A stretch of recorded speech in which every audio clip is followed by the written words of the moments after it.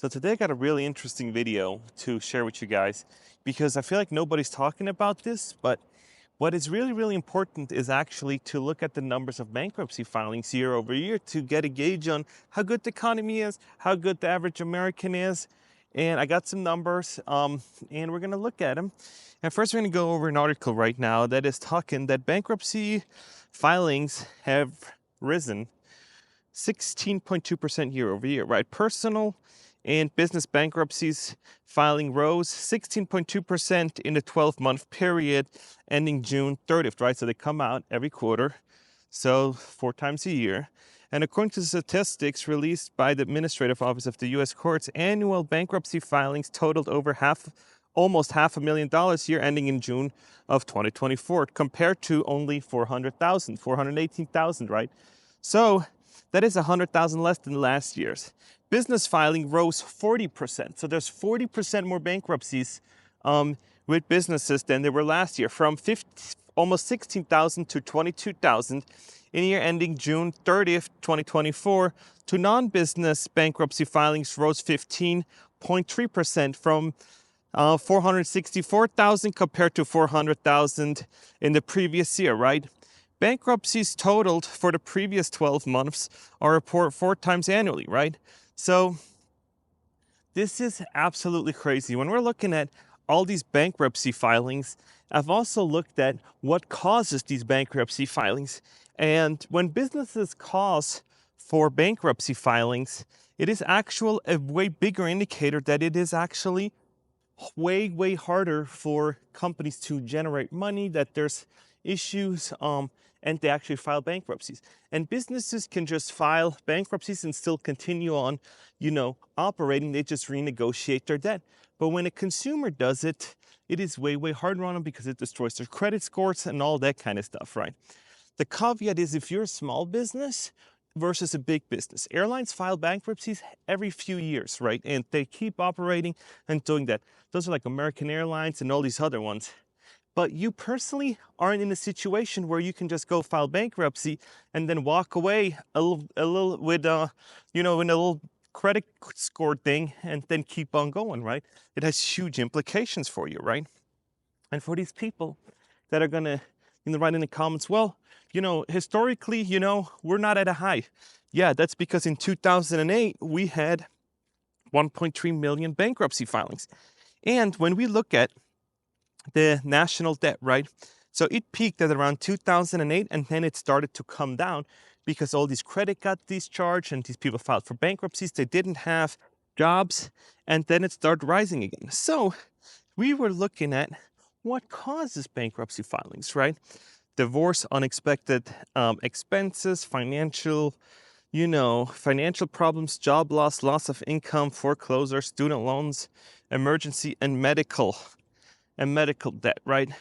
So now we're at a spot where the economy is really hard on everybody. And I don't think you can dispute that anymore with all these companies, because let me go over a post of somebody that on Twitter that has a nice little list of how many layoffs actually, no.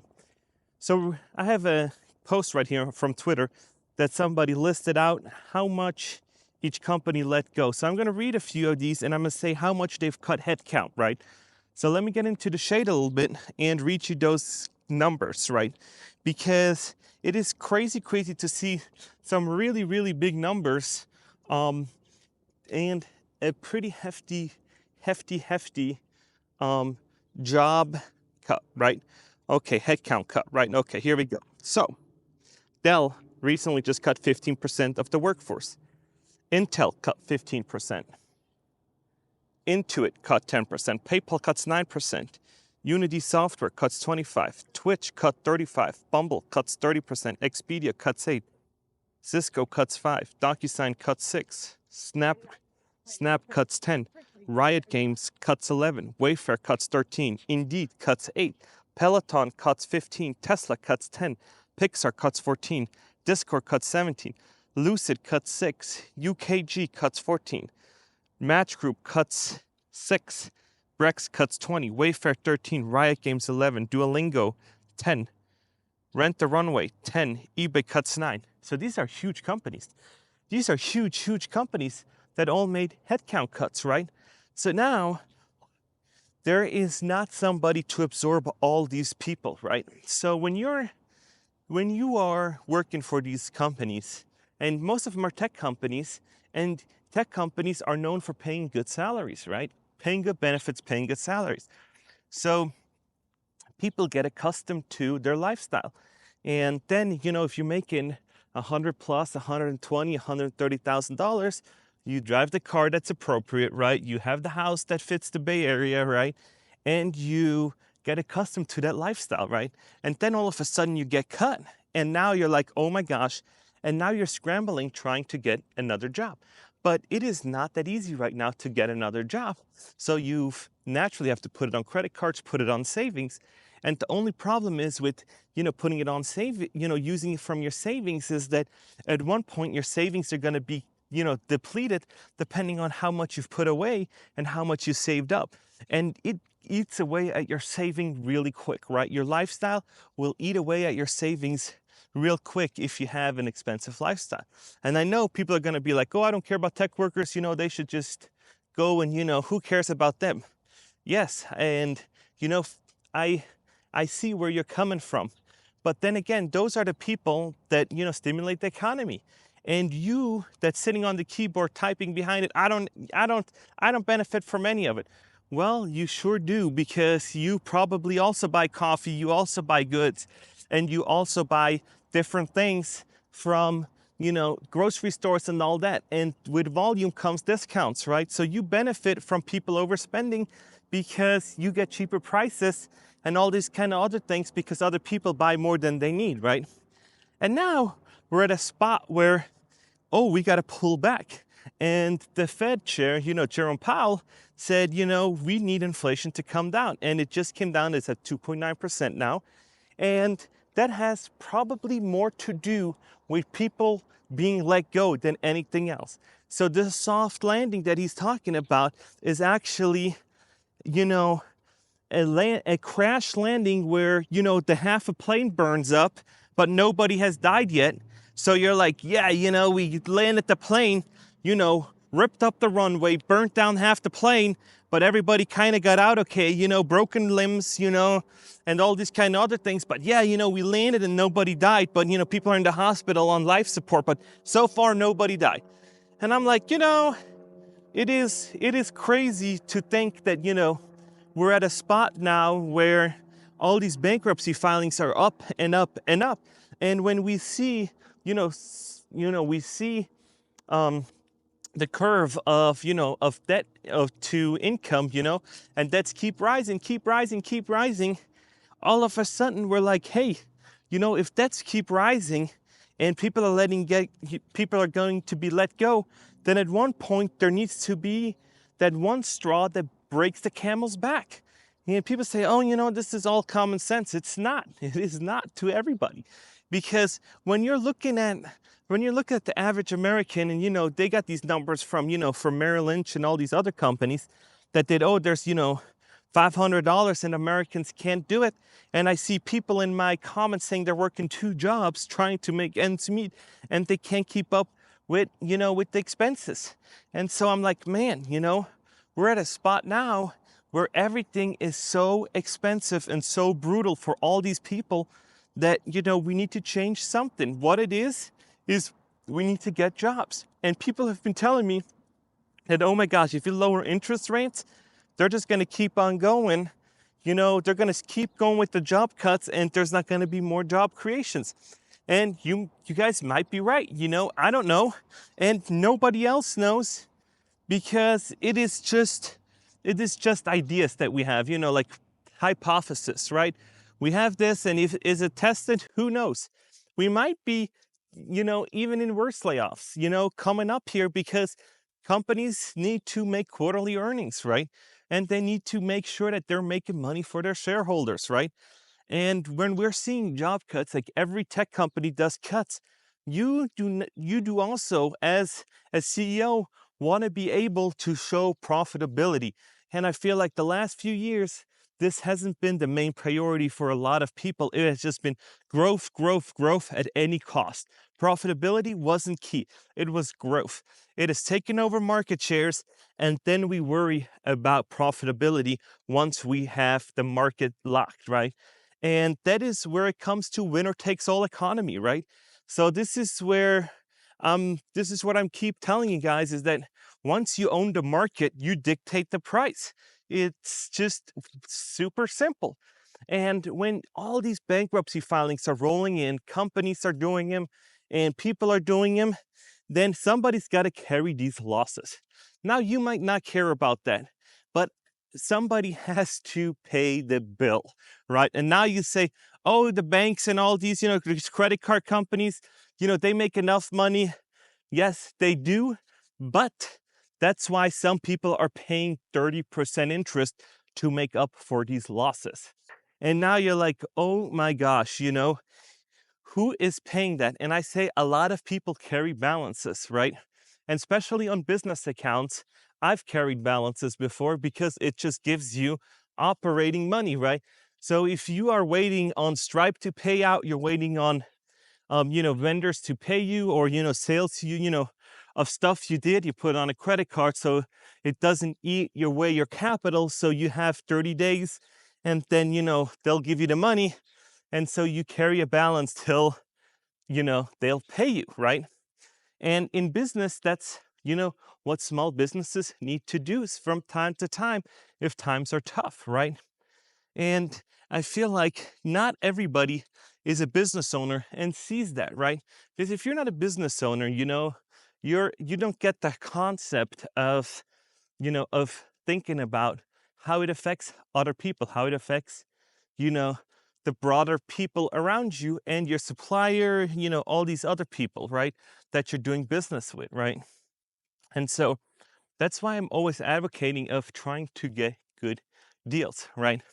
So that's why I'm like, I don't support, name brands, because I don't care about if I have a Nike logo, if I have anything else on there, because it just needs to be working for now, and that is good enough. Because I cannot support brands and pay a premium product just because it's a brand name affiliate, right?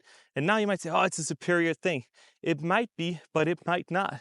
And so when I look at the whole economy as it is today, we need to be spending money super, super wisely and make sure that you stay afloat. Because if your boat has holes in it and the sea's rough, you do not want to take on more water than you already are, right?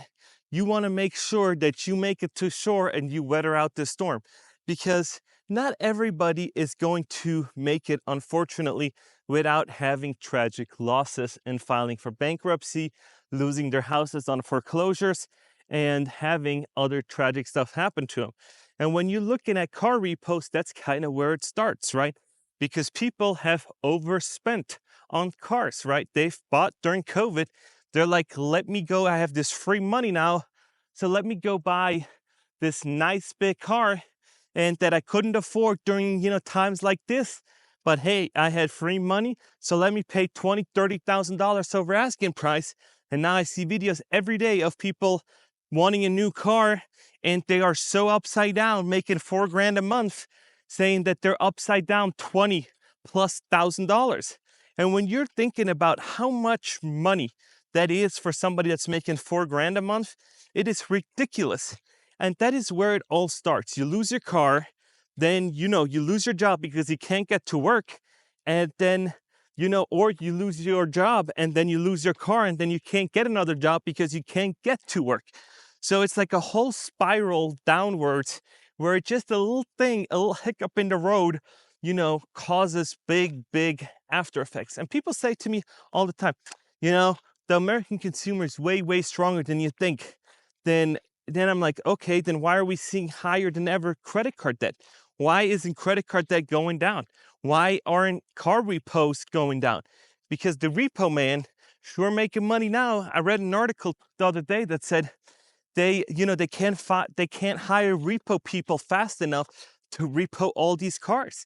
And when you now look at CarMax and you go see on the window sticker, they have insane amount of interest. And that is all profitability for the banks, right? So it is absolutely detrimental and absolutely key that you watch your finances. And during times like this, Warren Buffett always said, during times like this, you know who's been skinny dipping, right? When the tide goes out, you know who's been skinny dipping. And so now we're looking at it like, okay, bankruptcies are up, car repos are up, credit card debt is at an all-time high. So where are we doing really, really great? And I'm asking you this question right now. Where are we doing really, really great in this economy, right? And the only thing that I see is that, with all these world's trouble, that the military industrial complex, that's going to be booming. And I have people in my comment section saying, join the Navy, join the military. Yeah, at one point, that's what the US is going to be doing. We're going to have to be doing more war, more things to keep this whole ball rolling, right? To keep this whole Goliath of, contracted military contractors, all these, war apparatus going, because the other sectors of the economy are completely dead, right? And I challenge you now to see on LinkedIn and go and see how many people apply to these tech jobs, these high-paying tech jobs. Hundreds. I looked at one yesterday and it had 500 applications in the first hour. And I'm like, oh my gosh, how are they even gonna vet that in the first hour? Was for program manager something, and it was like 500 plus people in the first hour. I was like, oh my gosh, this is crazy. And when you're looking at 500 people applying for one job, how many of these people are unemployed right now, willing to undercut in price, over deliver, and they're just being happy to have a job? And my videos are, can't be too long, because people, I feel like 18 minutes is like the perfect amount of time. But I'm telling you that if, these people in the comments section say, oh, I remember when interest rates were 18. Yeah, and I remember where, after 2008, you were lucky to have a job and you were blessed. And now, we're going to back where that statement is. When you had a job, you were one of the lucky ones. And when you had a remote job or a government job, a remote one paying over 6 figures, you were even more blessed. So let me know what you guys think about this. But man, I think they're going to surge, these bankruptcies. If you haven't, please like and subscribe. Let me know. You can also send me an article like this person did about the bankruptcies. Just go in the about section and shoot me an email. But yeah, it is absolutely crazy where we're heading. So it is crazy, crazy, crazy. And yeah, bankruptcies are going to be on the rise. Are we going to see something like 2008? Who knows how long this is going to continue, and if we have even seen if we're only at the tip of it yet, or are we over it? I have no idea, but I will let you guys know as we see it.